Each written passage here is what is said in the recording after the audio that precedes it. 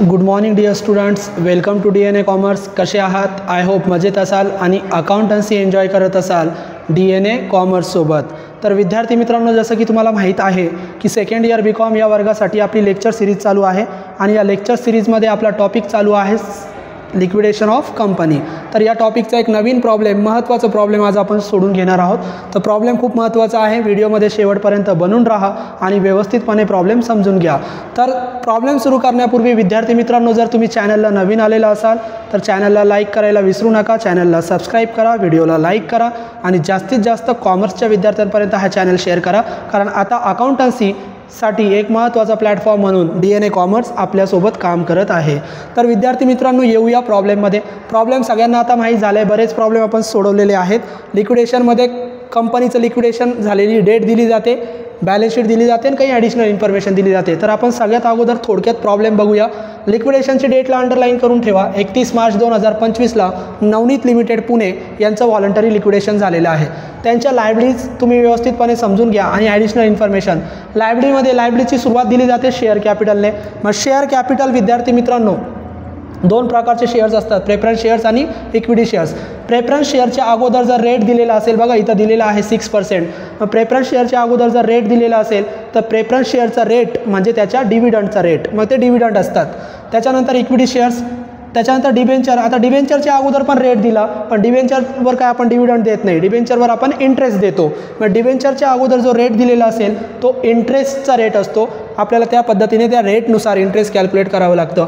आणि sundry creditors विद्यार्थी मित्रांनो, काही वेळेस लायबिलिटी साईडला डायरेक्ट टोटल क्रेडिटर्स देतात. त्याच्यामध्ये दोन क्रेडिटर्स इन्क्लूड असतात, प्रेफरन्शियल क्रेडिटर्स आणि अनसेक्युअर्ड क्रेडिटर्स. तर ते तुम्हाला ओळखता आले पाहिजे. असा प्रॉब्लेम आपण सोडवलेला आहे. आता ॲडजस्टमेंट काय, तर लिक्विडेटरने काही असेट रिअलाईज केल्या, त्या ॲडजस्टमेंटमध्ये दिल्या. लिक्विडेशनचं एक्सपेन्सेस दिलं, रेम्युनरेशन दिलं.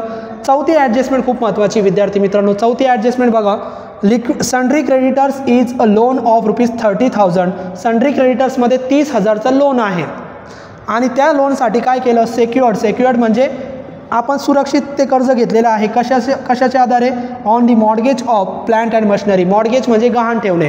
तर विद्यार्थी मित्रांनो, मॉर्गेज, प्लेज, हायपोथिकेशन हे सर्व शब्द तुम्हाला जर ॲडजस्टमेंटमध्ये आले तर यांचा अर्थ होतो गहाण ठेवणे, तारण ठेवणे. मग आपण प्लांट अँड मशिनरी नावाची असेट गहाण ठेवली कुणाकडे, क्रेडिटर्सकडे, आणि त्यांच्याकडून 30,000 रुपयाचं लोन घेतलं. मग एखाद्या लायबिलिटीकडे जर असेट गहाण ठेवलेली असेल तर ती ॲडजस्टमेंट कशी सोडवतात, तर ती पेमेंटला पण रेकॉर्ड होऊ शकते, रिसिप्टला पण रेकॉर्ड होऊ शकते. आपण बरेच ॲडजस्टमेंट अशा सोडवलेल्या आहेत. तर जेव्हा आपण सोडवू तेव्हा बघू. तर तुम्ही फक्त आता क्रेडिटर्सला स्टार करा आणि क्रेडिटर्समध्ये एक लक्षात ठेवा, जेव्हा तुम्ही क्रेडिटरचं पेमेंट करणार तेव्हा तिथं लोन पण आहे हे लक्षात ठेवायचं आहे. त्याच्यानंतर प्रेफरन्स शेअरचं डिव्हिडंड सांगितलं, वॉज इन ॲरियर्स म्हणजे थकबाकी. मग किती वर्ष थकबाकी आहे, 2 इयर्स, 2 वर्ष सांगितलं. 2 वर्षाचा डिव्हिडंड तुम्हाला कॅल्क्युलेट करायचा या रेटनुसार 6%. त्याच्यानंतर liquidator made all payments on 30 September 2025. या पेमेंटच्या डेटला पण अंडरलाईन करून ठेवा विद्यार्थी मित्रांनो, की लिक्विडेटरने सगळे पेमेंट कोणत्या तारखेला केले ती डेट तुम्हाला दिली जाते आणि या डेटनुसार तुम्हाला डिबेंचरवरचं इंटरेस्ट काढता येतं. म्हणून या डेटचा वापर आपण कशासाठी करणार, डिबेंचरवर इंटरेस्ट कॅल्क्युलेट करण्यासाठी. तर या पद्धतीने प्रॉब्लेम आहे. आता येऊया आपण सोल्युशनकडे. तर सोल्युशनमध्ये तुम्हाला बऱ्याच विद्यार्थ्यांना माहिती आहे की आपल्या 2 साईड असतात, रिसिप्ट आणि पेमेंट. पेमेंट करण्यापूर्वी आपल्याकडे कॅश असली पाहिजे. कॅश असेल तर पेमेंट होणार. मग पेमेंट करण्यासाठी कॅश ॲवेलेबल करा आणि जी ॲवेलेबल करणार ती कुठे रेकॉर्ड करा, रिसिप्ट साईडला. मग रिसिप्ट साईडला कॅश कुठून ॲवेलेबल होते, तर त्याचे 3-4 सोर्सेस आहेत. त्याच्यापैकी 2 सोर्सेस तुम्हाला इथं सुरुवातीला कंपल्सरी रेकॉर्ड करायची. कॅश कुठून मिळते, तर पहिला सोर्स कॅश आपल्याला अवेलेबल होते असेटमधून. असेटमध्ये जर कॅशचा बॅलन्स दिलेला असेल तर तो बॅलन्स म्हणजे लिक्विडेशनच्या तारखेला कंपनीकडे तेवढी कॅश शिल्लक होती, मग ती कॅश तुम्ही रिसिप्टला रेकॉर्ड करा. मग सगळ्यात पहिला सोर्स, असेटला जर कॅश दिली तर रिसिप्टला रेकॉर्ड करा. मग असेटला कॅश दिलेली आहे, कॅश ॲट बँक. मग रिसिप्टला लिहा. रिसिप्टची सुरुवात आपण 2 ने करतो. मग 2 कॅश ॲट बँक. आणि इथं 2 कॉलम आहे, एस्टिमेटेड व्हॅल्यू आणि रिअलाइज व्हॅल्यू. एस्टिमेटेड व्हॅल्यू म्हणजे बॅलन्स शीटची व्हॅल्यू. मग बॅलन्स शीटला किती दिली कॅश, 20,000. इथे लिहा 20,000. आता रिअलाइज व्हॅल्यू म्हणजे विकलेली किंमत. तर कॅशची सेम रिअलाइज व्हॅल्यू पण हीच असते जी बॅलन्स शीटची असते. मग 20,000 म्हणजे दोन्ही व्हॅल्यू सेम असतात. आता दुसरा सोर्स, पहिला सोर्स झाला कॅश. अजून कॅश कुठून मिळणार, तर कॅश मिळणार असेट रिअलाइज करून, असेट विकून. मग असेट आपण विकतो आणि आपल्याला कॅश मिळते. मग दुसरा सोर्स तुम्ही रेकॉर्ड करू शकता, 2 असेट्स रिअलाइज. आता कोणकोणत्या असेट रिअलाइज केल्या, रिअलाइज म्हणजे विकणे. मग कोणकोणत्या असेट विकल्या त्याची ॲडजस्टमेंट व्यवस्थित वाचायची. पहिलीच ॲडजस्टमेंट आहे, liquidator realise the assets as follow. मग लिक्विडेटरने खालीलप्रमाणे असेट विकल्या. कोणकोणत्या, पहिली ॲडजस्टमेंट बघा, plant and machinery rupees 1,40,000, stock rupees 80,000, debtors rupees 2,40,000 आणि फर्निचर रुपीज 1,70,000. 4 असेट विकल्या, plant and machinery, stock, debtors आणि फर्निचर. 4 असेट विकल्या. बरेच विद्यार्थी काय करतात, 4 असेट विकल्या, 4च्या 4 लगेच रेकॉर्ड करतात. परंतु विद्यार्थी मित्रांनो, या 4 पैकी एक असेट अशी आहे प्लांट अँड मशिनरी नावाची की ती असेट आपण गहाण ठेवली, मॉर्गेज ठेवली. कुणाकडे, क्रेडिटर्सकडे. आपण अंडरलाईन स्टार करून ठेवलेलं आहे. मग एखादी असेट जर लायबिलिटीकडे गहाण ठेवली, कुणाकडे गहाण ठेवू शकतात, काही वेळेस डिबेंचरकडे, काही वेळेस क्रेडिटर्सकडे, काही वेळेस बँकेचं लोनकडे, कुणाकडे गहाण ठेवू शकतात. जर एखादी असेट लायबिलिटीकडे, इथं कोणत्या लायबिलिटीकडे गहाण ठेवली, क्रेडिटर्स. मग एखादी असेट लायबिलिटीकडे गहाण ठेवलेली असेल तर ती गहाण ठेवलेली असेट जरी रिअलाइजमध्ये दिली तरी ती असेट रिअलाइज म्हणून रिसिप्टमध्ये रेकॉर्ड करायची नाही, कारण ती विकलेली, ती गहाण ठेवलेली आहे. मग गहाण ठेवली तर तिचा वापर आपण लोन किंवा लायबिलिटी नील करण्यासाठी करणार, असेट रिअलाइजमध्ये तिचा वापर करू नका. मग असेट रिअलाइजमध्ये प्लांट अँड मशिनरी आपण रिसिप्टला रेकॉर्ड करणार नाही का, कारण ती गहाण ठेवलेली आहे, तिच्यावर लोन आहे. मग ती जी गहाण ठेवली ती सोडून द्या. त्या व्यतिरिक्त कोणकोणत्या विकल्या, स्टॉक, डेटर्स आणि फर्निचर. मग त्या असेट तुम्ही रेकॉर्ड करा. मग लिहा, एका खाली एक लिहा, स्टॉक, 2 नंबरची डेटर्स आणि 3 नंबरची कोणती विकली, फर्निचर. ज्या विकल्या त्या पहिले अगोदर लिहून ठेवा, फर्निचर. आता या असेटचे 2 व्हॅल्यू, एस्टिमेटेड म्हणजे बॅलन्स शीटची. मग स्टॉकची बॅलन्स शीटची किंमत बघा, स्टॉक बॅलन्स शीटला दिले 1,75,000. मग इथे लिहा स्टॉक 1,75,000. आता रिअलाइज व्हॅल्यू स्टॉकची, रिअलाइज व्हॅल्यू म्हणजे विकलेली किंमत. कितीला विकला स्टॉक, तर इथं बघा 80,000. मग रिअलाइज व्हॅल्यूमध्ये लिहा 80,000. आता डेटर्स, डेटर्सची अगोदर बॅलन्स शीटची व्हॅल्यू किती, 1,30,000. मग डेटर्स लिहा 1,30,000. रिअलाइज व्हॅल्यू म्हणजे ॲडजस्टमेंटला कितीला विकले, 2,40,000. मग इथे लिहा 2,40,000. त्याच्यानंतर फर्निचर, बॅलन्स शीटची किंमत 1,60,000 आणि विकलेली किती किंमत, किती फर्निचरची, 1,70,000. जी विकलेली किंमत आहे ती रिअलाइज व्हॅल्यूमध्ये लिहा. तर 3 असेट आपण रेकॉर्ड केल्या विद्यार्थी मित्रांनो. ॲक्च्युली 4 असेट विकल्या होत्या, परंतु 4 पैकी एक असेट जी आहे मशिनरी, प्लांट अँड मशिनरी, ती गहाण ठेवली, मॉर्गेज ठेवली. जर एखादी असेट गहाण ठेवलेली असेल तर ती असेट रिअलाइजमध्ये रिसिप्टला रेकॉर्ड करायची नाही, ती सेपरेट सोडवायची. तर या पद्धतीने 3 असेट रेकॉर्ड विकल्या, 3ही आपण रेकॉर्ड केल्या. आता 2 सोर्स आपण रेकॉर्ड केले, एक कॅशचा बॅलन्स आणि एक असेट रिअलाइज. आता याच्यानंतर पुढचा सोर्स, जर तुम्हाला पेमेंट करताना कॅश कमी पडली तरच तो सोर्स वापरायचा, call from shareholders. Share होल्डरकडे जी काही अनपेड अमाऊंट आहे, शिल्लक राहिलेली रक्कम आहे ती कॉल करायची. परंतु कधी कमी पडली तर, मग कधी कमी पडणार, जेव्हा तुम्ही पेमेंट करणार. मग पेमेंटला सुरुवात करा. तर पेमेंटला सुरुवात करण्या अगोदर हे 2 सोर्सेस रेकॉर्ड करायचे आणि तुमच्याकडे एकूण किती कॅश आहे ती कुठेतरी साईडला रेकॉर्ड करून ठेवायची. स्टेटमेंटमध्ये रेकॉर्ड नका करू, साईडला कुठेतरी रेकॉर्ड करून ठेवा. मग मी इथं उदाहरणार्थ इथं स्क्रीनवर तुम्हाला दिसावं म्हणून इथंच रेकॉर्ड करतो. रिसिप्ट, रिसिप्टची टोटल करायची. कोणत्या कॉलमची रिअलाइज व्हॅल्यू, 20,000, 80,000, 2,40,000 आणि 1,70,000 एवढी कॅश आपल्याकडे आली, त्याची टोटल करा. मग याची टोटल विद्यार्थी मित्रांनो येते 5,10,000. मग इथं मी साईडला लिहून ठेवले, आपल्याकडे किती कॅश आली, 5,10,000. आता पेमेंट करा. मग 5,10,000 रुपये आपल्याकडे आहे, 1 बाय 1 पेमेंट करायचं. पहिला पेमेंट काय, तर पेमेंटचं तुम्हाला ऑर्डर ऑफ पेमेंट माहीत पाहिजे. ऑर्डर ऑफ पेमेंटमध्ये आपण 8 पेमेंट करतो, हे 8 पेमेंट तुम्ही पाठ करा. हे जर पेमेंट तुम्हाला पाठ नसतील तर तुम्ही सोडवू शकत नाही. तर पेमेंट कोणकोणते, तर पहिला पेमेंट लिगल चार्जेस, दुसरा रेम्युनरेशन लिक्विडेटरचं, तिसरं लिक्विडेशनचे एक्सपेन्सेस, चौथं प्रेफरन्शियल क्रेडिटर्स, 5वं डिबेंचर होल्डर, 6वं अनसेक्युअर्ड क्रेडिटर्स आणि 6 पेमेंट झाल्यानंतर 2 शेअर होल्डर, प्रेफरन्स आणि इक्विटी. तर पहिला पेमेंट लिगल चार्जेस, आपण पूर्ण प्रॉब्लेम वाचला, लिगल चार्जेस कुठेच नाही आहे. मग एखादा पेमेंट नाही दिला, देऊ नका, सोडून द्या, लिगल चार्जेस नाही आहे, होणार नाही. दुसरा पेमेंट कोणता, रेम्युनरेशन, रेम्युनरेशनची ॲडजस्टमेंट दिलेली आहे. मग सोडवा. आता इथं आपण टू लिहितो तर पेमेंटला लिहायचं बाय. बाय कोणता पेमेंट करताय? Liquidators remuneration. By liquidators remuneration याचा आपण पेमेंट करत आहोत. आता लिक्विडेटरला वेगवेगळ्या प्रकारे रेम्युनरेशन करतात. कोणकोणत्या प्रकारे दिलं ते प्रॉब्लेमची ॲडजस्टमेंट बघायची आणि तशी पेमेंट द्यायचे. मग प्रॉब्लेमची ॲडजस्टमेंट बघा. लिक्विडेटरचं remuneration number 3, liquidator remuneration was fix at 2% on asset realise. लिक्विडेटरला पहिला रेम्युनरेशन दिलं 2% कशावर? असेट रिअलाइजवर. मग नंबर 1 लिहा 2% ऑन असेट्स रिअलाइज. असेट्स रिअलाइजवर 2%. मग कंसामध्ये लिहा 2% ऑन असेट रिअलाइजची किंमत किती? तर बरेच विद्यार्थी काय करणार, सर हे असेट रिअलाइज इथं दिसतंय म्हणजे या 3 असेटची टोटल करणार.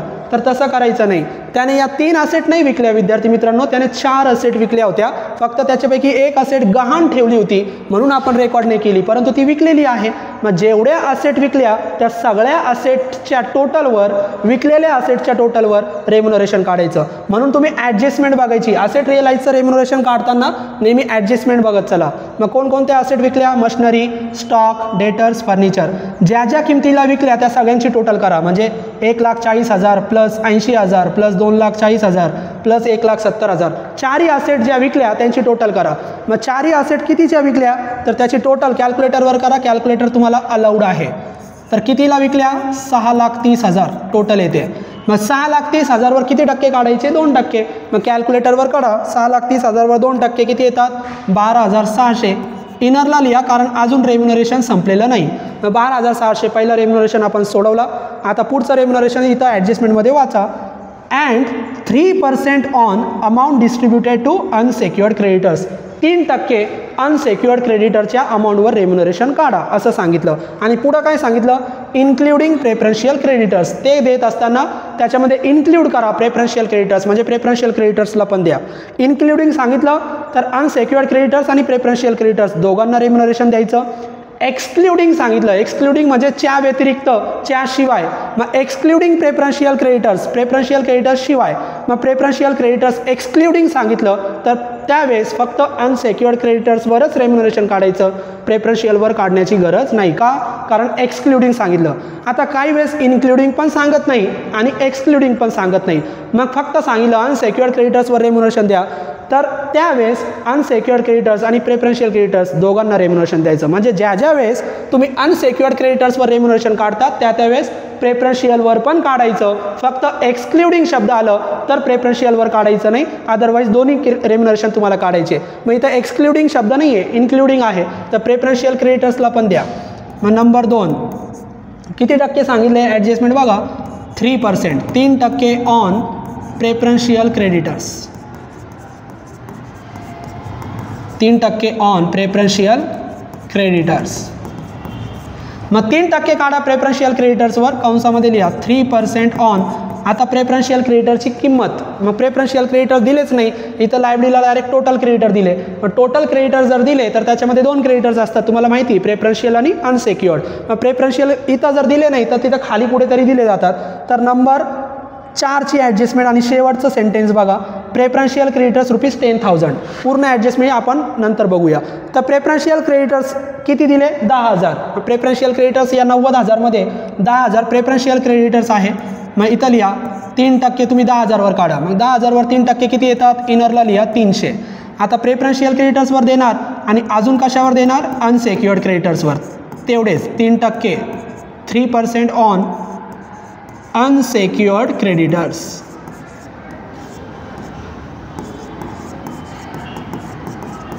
अनसेक्युअर्ड क्रेडिटर्सवर काढा. मग परत कंसामध्ये लिहा 3% ऑन. आता तुम्ही प्रेफरन्शियल क्रेडिटर्सवर काढले का? कारण तुम्हाला प्रेफरन्शियल क्रेडिटरची अमाऊंट दिली होती. आता अनसेक्युअर्ड क्रेडिटरची अमाऊंट कुठेच नाही आहे. प्रॉब्लेम पूर्ण वाचा. मग कशी काढायची तर ते तुम्हाला काढता आलं पाहिजे. इथं आपण स्क्रीनवर परत तुम्हाला दाखवतो. टोटल क्रेडिटर्स किती? तर उदाहरणार्थ सन्ड्री क्रेडिटर शॉर्टमध्ये लिहितो मी. टोटल क्रेडिटर्स किती दिले? 90,000.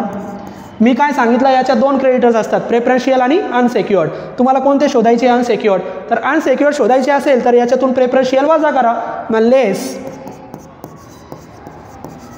Preferential creditors. मग प्रेफरन्शियल क्रेडिटर्स किती 10,000. मग 10,000 वजा करा, 90,000 मधून 10,000 वजा झाले, शिल्लक किती राहिले 80,000. आता हे जे शिल्लक राहिले याला म्हणतात अनसेक्युअर्ड क्रेडिटर्स. काय म्हणतात अनसेक्युअर्ड क्रेडिटर्स. परंतु विद्यार्थी मित्रांनो आत्ता या प्रॉब्लेमसाठी अनसेक्युअर्ड क्रेडिटरची अमाऊंट 80,000 नाही. का? कारण या 90,000च्या क्रेडिटरमध्ये त्यांनी काय सांगितलं, प्रेफरन्शियल क्रेडिटर्स पण आहे, अनसेक्युअर्ड क्रेडिटर्स पण आहे आणि या व्यतिरिक्त त्याच क्रेडिटरवर लोन पण आहे. बघा 4 नंबरची adjustment, sundry creditors is a loan of ₹30,000. तर सन्ड्री क्रेडिटर्समध्ये लोन पण जर असेल तर लोनसुद्धा तुम्हाला बाजूला काढावं लागेल. प्रेफरन्शियल क्रेडिटर्स आणि लोन दोन्ही बाजूला काढा. मग लोन किती दिलं, तर लोन दिलं 30,000. मग लोन पण वजा करा. आता लोन वजा केले तर शिल्लक किती राहिले 50,000. शिल्लक किती राहिले 50,000. आता प्रेफरन्शियल क्रेडिटर्स पण बाजूला काढले आणि लोन पण बाजूला काढले. जे शिल्लक राहिले त्याला नाव द्या अनसेक्युअर्ड क्रेडिटर्स. मग अनसेक्युअर्ड क्रेडिटर्स आपण शोधले 50,000. जर प्रॉब्लेममध्ये लोन नसता तर तुमचे अनसेक्युअर्ड क्रेडिटर्स किती आले असते, फक्त प्रेफरन्शियल वजा करायचे, किती आले असते 80,000. परंतु लोन पण होते, मग लोन पण वजा करा आणि शिल्लक जे राहतील ते अनसेक्युअर्ड क्रेडिटर्स. मग किती आहे अनसेक्युअर्ड क्रेडिटर्स 50,000. मग कॅल्क्युलेट करा 3% 50,000 वर किती येतात 1,500. तिन्ही रेम्युनरेशन आपण दिले, अंडरलाईन करा आणि टोटल करा 12,600, 300 आणि 1,500. टोटल रेम्युनरेशन किती झालं, तर टोटल रेम्युनरेशन झालं 14,400. तर या पद्धतीने विद्यार्थी मित्रांनो तुम्हाला अनसेक्युअर्ड क्रेडिटर्स शोधता आले पाहिजे. आता आपण हे इरेज करून घेऊ. आता रेम्युनरेशनचं पेमेंट आपण केलं. ऑर्डर ऑफ पेमेंटमध्ये मला सांगा कोणता पेमेंट आहे पुढचा, तर पुढचा पेमेंट आपला कोणता आहे, लिक्विडेशनचे एक्सपेन्सेस. एक्सपेन्सेस प्रॉब्लेममध्ये दिले जातात. ॲडजस्टमेंट नंबर 2, प्रॉब्लेम व्यवस्थित बघा. एक्सपेन्सेस ऑफ लिक्विडेशन किती दिले 4,500 देऊन टाका.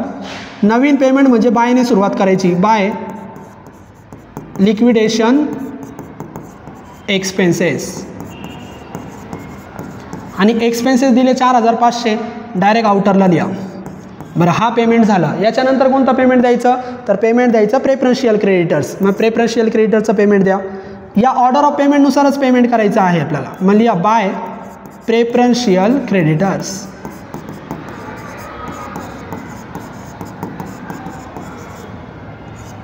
Preferential creditors. मग प्रेफरन्शियल क्रेडिटर्स किती आपण आत्ताच बघितले होते 10,000 आहे.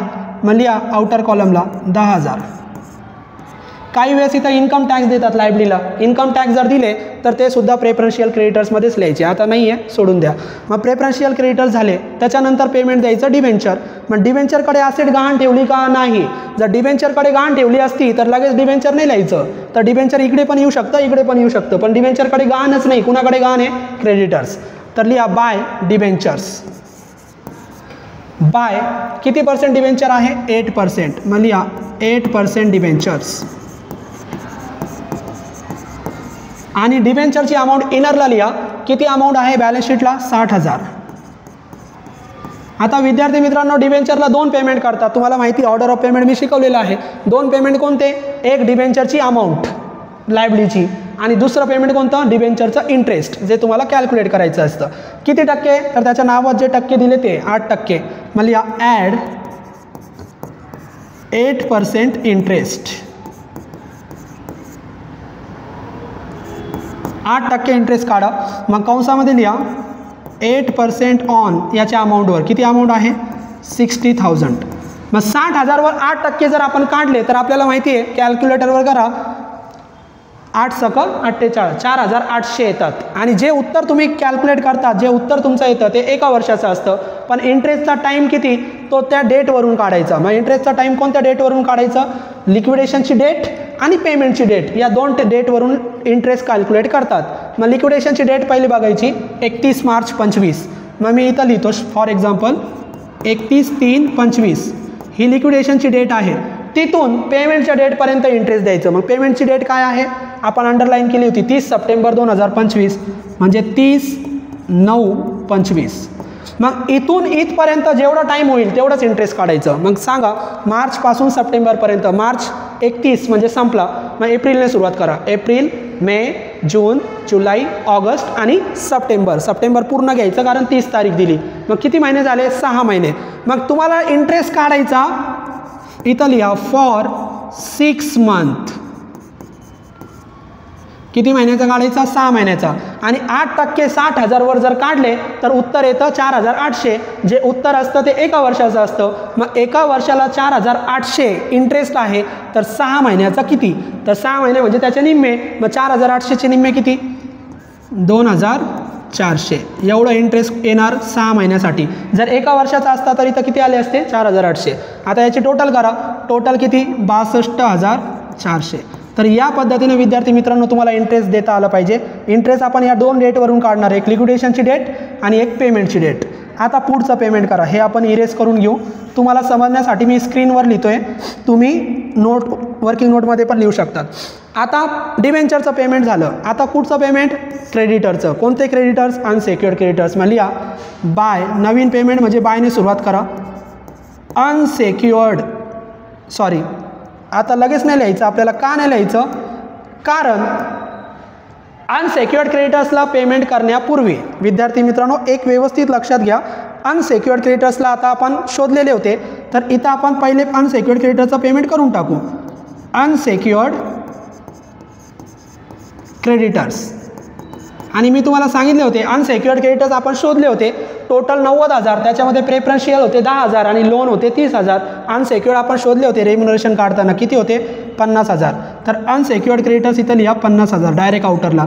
आणि अनसेक्युअर्ड क्रेडिटर्स सोडवताना आता क्रेडिटर्स अजून एक सोडवायचे. आपण क्रेडिटर्सला स्टार केलेलं आहे. आता या क्रेडिटरकडे लोन आहे, या क्रेडिटर्सकडून आपण लोन घेतलं आणि लोनसाठी त्यांच्याकडे असेट गहाण ठेवली. तर असेट जर गहाण ठेवलेली असेल तर ती क्रेडिटर्स म्हणजे 30,000च्या क्रेडिटरचं काय करायचं? तर 30,000चे क्रेडिटर्स एकतर इकडे रेकॉर्ड होणार किंवा इकडे रेकॉर्ड होणार. कसं? रिसिप्टला कधी रेकॉर्ड करायचं आणि पेमेंटला कधी रेकॉर्ड करायचं. तर ते मी तुम्हाला बऱ्याच वेळ शिकवलं, आज परत स्क्रीनवर दाखवतोय, व्यवस्थित समजून घ्या. तुम्ही लोन किती घेतलं? 4 नंबरची ॲडजस्टमेंट वाचा. Sundry creditors is a loan 30,000. कितीचं लोन घेतलं? 30,000चं घेतलं. हे वर्किंग नोट म्हणून सोडवा, मी इथं तुम्हाला स्क्रीनवर दिसावं म्हणून इथंच सोडवतोय. लोन कितीचं घेतलं? 30,000चं घेतलं. ओके ठीक आहे. लोन घेत असताना कोणती असेट गहाण ठेवली? प्लॅन्ट अँड मशिनरी गहाण ठेवली, बरोबर. मग प्लॅन्ट अँड मशिनरी गहाण ठेवली आणि ती आपण काय केली? सेल केली. प्लॅन्ट अँड मशिनरी काय केली? सेल केली. मग जी असेट तुम्ही गहाण ठेवतात त्या असेटची कोणती किंमत बघायची? सेलची किंमत. मग कितीला विकली? तर इथं पहिली ॲडजस्टमेंट बघा. प्लॅन्ट अँड मशिनरी कितीला विकली? 1,40,000. मग इथं लिहा 1,40,000. आता तुमच्याकडे 2 किंमत आहे. एक लोन किती घेतलं? 30,000 आणि विकली कितीला ती असेट? 1,40,000. फक्त एवढं करा, फक्त एवढं करा. कोणती व्हॅल्यू चेक करायची? सेलची व्हॅल्यू चेक करायची. सेलची व्हॅल्यू विकलेली किंमत लोनपेक्षा जास्त असेल, लोनपेक्षा जास्त असेल तर रिसिप्टला रेकॉर्ड करा. आणि सेलची किंमत लोनपेक्षा कमी असेल तर पेमेंटला रेकॉर्ड करा. एवढंच करायचं. सेलची किंमत, विकलेली किंमत लोनच्या अमाऊंटपेक्षा कमी असेल तर पेमेंटला रेकॉर्ड करा आणि लोनच्या अमाऊंटपेक्षा जास्त असेल तर रिसिप्टला रेकॉर्ड करा. का? आता बघा, विकलेली किंमत जास्त आहे तर कुठे रेकॉर्ड करणार? रिसिप्टला. मग रिसिप्टला जेव्हा रेकॉर्ड करणार तेव्हा काय म्हणून रेकॉर्ड करायचं? तर रिसिप्टला रेकॉर्ड करणार तेव्हा तुम्ही रेकॉर्ड करा सरप्लस फ्रॉम सिक्युरिटी या नावाने. म्हणजे लोनची ॲडजस्टमेंट जेव्हा रिसिप्टला रेकॉर्ड करणार तेव्हा काय नावाने रेकॉर्ड करणार?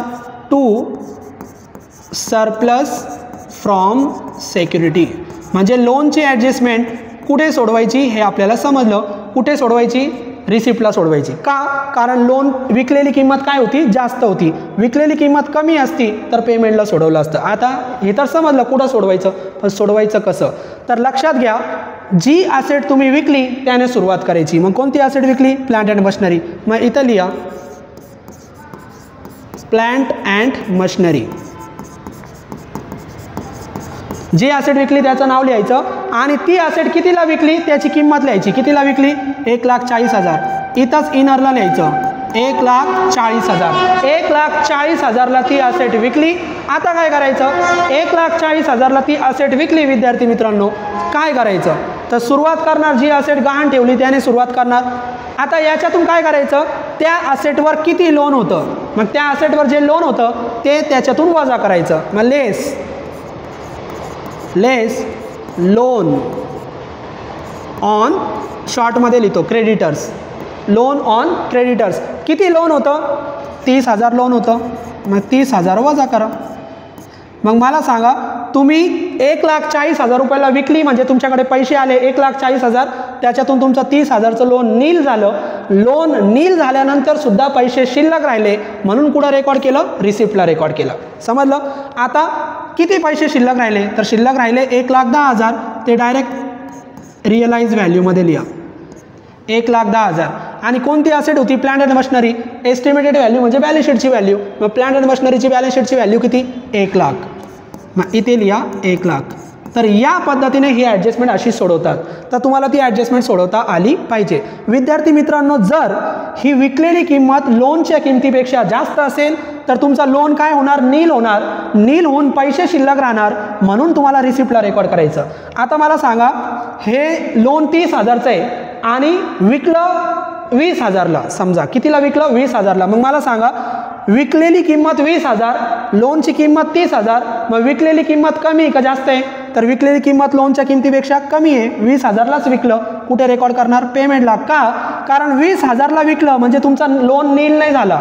30,000 पैकी 20,000च नील झाले. 10,000 अजून शिल्लक राहिले. काय? लोनच शिल्लक राहिलं म्हणून ते पेमेंटला रेकॉर्ड करा. तर या पद्धतीने तुम्ही सोडू शकता. आता आपण जास्त किमतीला विकलं म्हणून रिसिप्टला, आणि रिसिप्टला जे किंमत तुम्ही सेल केली ती त्याच्यातून लोनची अमाऊंट वजा करा आणि शिल्लक राहिलेली अमाऊंट रिअलाइज व्हॅल्यूला लिहा.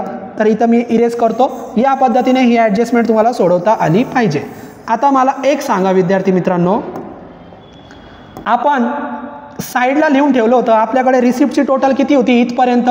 5,10,000. आता परत एक अमाऊंट आपल्याला मिळाली. कितीची मिळाली? 1,10,000. म्हणजे आपली रिसिप्ट काय होणार? वाढणार. मग याच्यामध्ये हे ॲड करा. रिसिप्टला आत्ता परत किती आले? 1,10,000. आता 1,10,000 आले म्हणजे आपली रिसिप्ट कॅशची टोटल किती झाली? 6,20,000 झाली. किती झाली? 6,20,000. तर आता आपण एवढं लक्षात ठेवा, आपल्याकडे 6,20,000 रुपये आहे आणि आता आपल्याला पेमेंट करायचं आहे पुढचं. तर अनसेक्युअर्ड क्रेडिटरचं पेमेंट झालं आपलं. कोणतं पेमेंट झालं विद्यार्थी मित्रांनो? Unsecured creditors. आता पुढचं पेमेंट कोणतं? तर ऑर्डर ऑफ पेमेंटमध्ये जा. अनसेक्युअर्ड क्रेडिटर्स नंतर 2च पेमेंट शिल्लक राहिले शेअर होल्डरचे. तर लक्ष द्या, अनसेक्युअर्ड क्रेडिटरचं पेमेंट झाल्यानंतर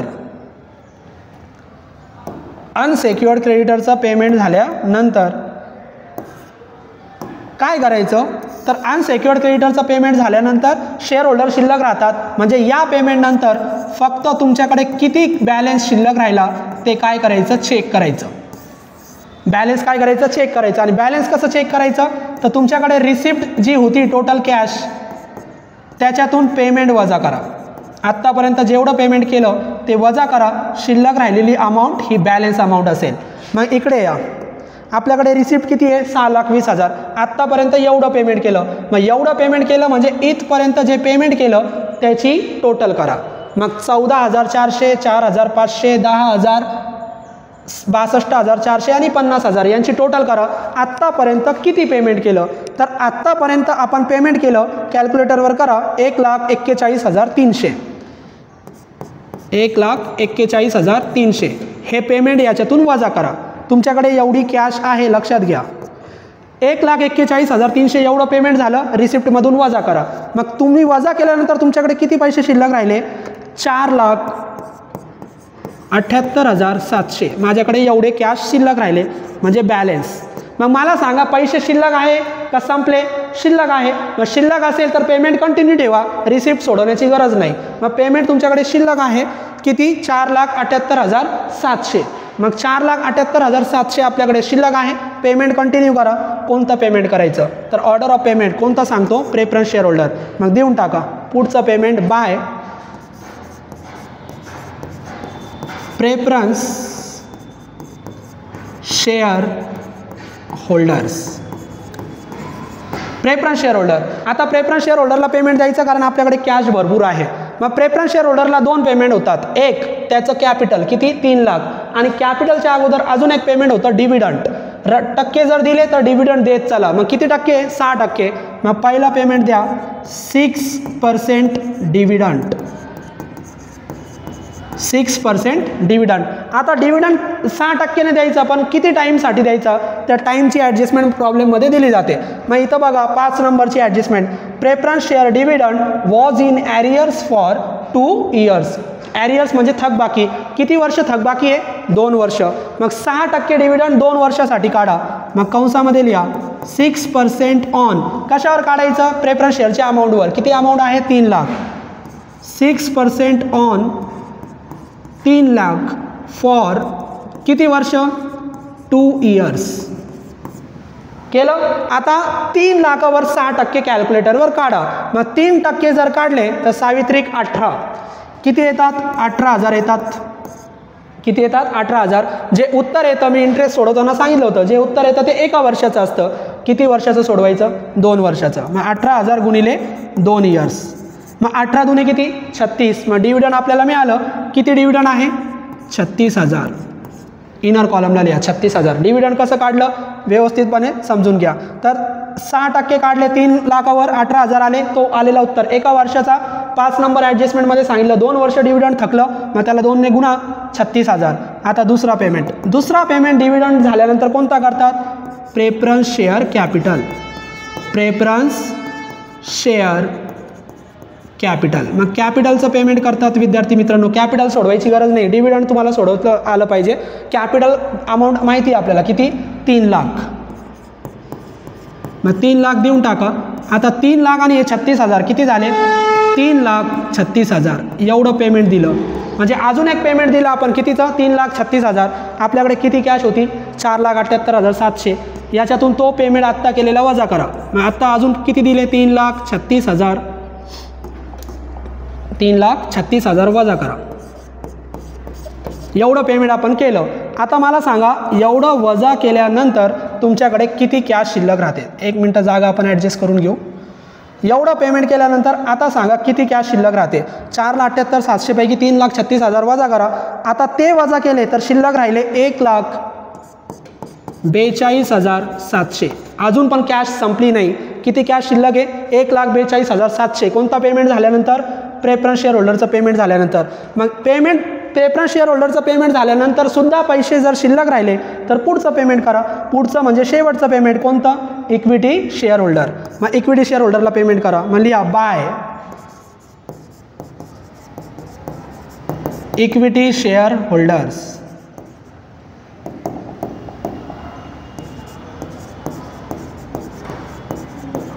आता मला एक सांगा, मी अमाऊंट लिहिण्या अगोदर इक्विटी शेअर होल्डरला पेमेंट देण्यासाठी कॅश शिल्लक राहिली म्हणजे कॅश काय कमी पडली नाही. मग रिसिप्ट कॅश तुम्हाला बोलवायची गरज नाही कारण कॅश तुमच्याकडे आहेच. मग रिसिप्टची टोटल आपली किती होती टोटल? तर रिसिप्टची टोटल 5,10,000 आणि त्याच्यानंतर 1,10,000. टोटल आपली किती होती? 6,20,000. मग ही लिहून टाका कारण कॅश कमी पडलेली नाही. मग एवढी कॅश आपल्याकडे आहे 6,20,000.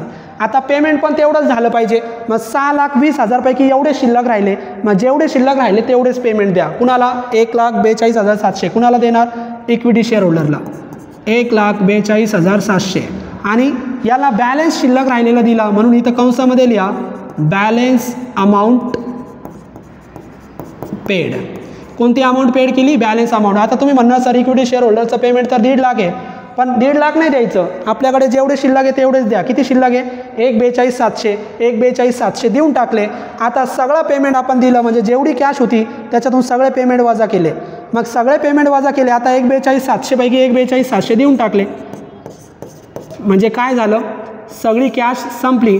सगळी कॅश संपली म्हणजे जेवढी होती तेवढी संपली. मग पेमेंट पण किती केलं? तर इथं लिहा जेवढी कॅश होती तेवढं पेमेंट करून टाकलं म्हणजे किती केलं? 6,20,000. आता फक्त इक्विटी शेअर होल्डरला जे पेमेंट केलं त्याला नंबर ऑफ शेअर किती दिले ते काढायचे. मग कसे काढायचे? पेमेंटला भागायचं 1,42,700चं पेमेंट भागिले त्याचे शेअर्स. मग कुणाचं पेमेंट आहे? Equity share holder. मग इक्विटी शेअर होल्डरचे शेअर बघायचे, प्रेफरन्स शेअरचे बघायचे नाही. मग इक्विटी शेअरचे शेअर किती? 1,500. मग फक्त 1,500 शेअरने भागा. मग 1,500 शेअरने भाग दिलं तर पर शेअरची अमाऊंट मिळेल आणि पर शेअरची अमाऊंट आहे कॅल्सीवर करा 95.13 पर शेअर. पर शेअरची अमाऊंट किती आहे? 95.13. तर या प्रकारे विद्यार्थी मित्रांनो आपण प्रॉब्लेम सोडवला. हे जे स्क्रीनवर मी लिहिलं होतं हे सगळं आपण इरेज करून घेऊ. हे तुम्हाला समजण्यासाठी मी दाखवलं होतं. हे असं कुठंतरी साईडला करून ठेवायचं, रिसिप्ट किती, त्याच्यातून पेमेंट किती वजा होतं, म्हणजे तुम्ही चुकणार नाही. तर या पद्धतीने आपण पूर्ण प्रॉब्लेम सोडवला विद्यार्थी मित्रांनो. या पद्धतीने तुम्ही लिक्विडेशनचा प्रॉब्लेम सोडवू शकतात. पुढच्या लेक्चरला आपण नवीन प्रॉब्लेम शिकूया. थँक्यू.